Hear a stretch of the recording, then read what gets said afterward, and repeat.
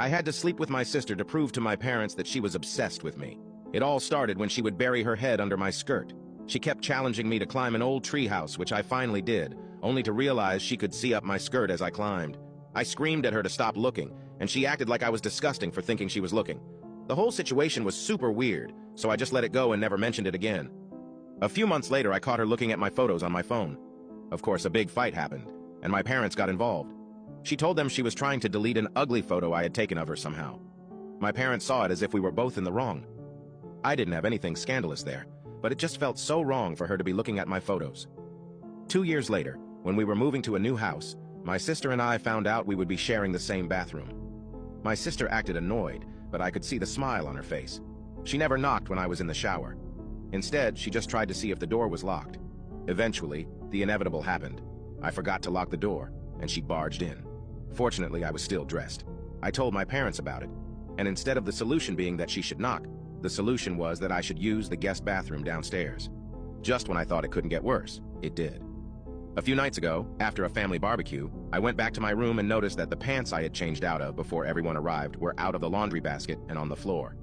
When I got up to do the laundry the next morning, I realized that the underwear I was wearing with those pants was missing. I wanted to scream my sister's name and storm into her room, but it would be pointless. The idea of confronting her about it, and her trying to manipulate me again, was so exhausting that I simply didn't say anything. I knew my younger sister was guilty, but I had no concrete proof, and I was sure that if I confronted her or told my parents, she would just try to manipulate me again and make me feel crazy. As I suspected, a few days later I noticed that some of my white and black underwear were missing from my dresser, but this time I didn't say anything and acted like I didn't know anything. The next part of my plan was a bit sneaky, as I suspected. A few days later, I noticed that some of the white and black underwear were missing from my dresser, but this time I didn't say anything and acted like I didn't know anything. The next part of my plan was a bit sneaky. I was thinking about how to make her hit on me or something like that so I could record it and show my parents. So, I decided on something.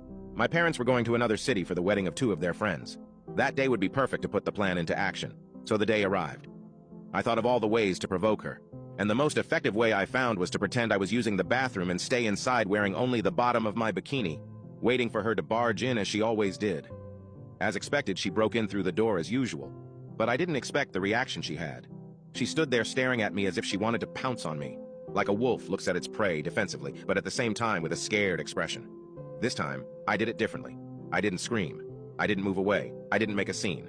I just looked into her eyes with a tempting expression. I smiled and asked, "Do you like what you see?" She was startled again and said, "Of course, I've always hoped for this sight." At that moment, I knew my plan was going to work.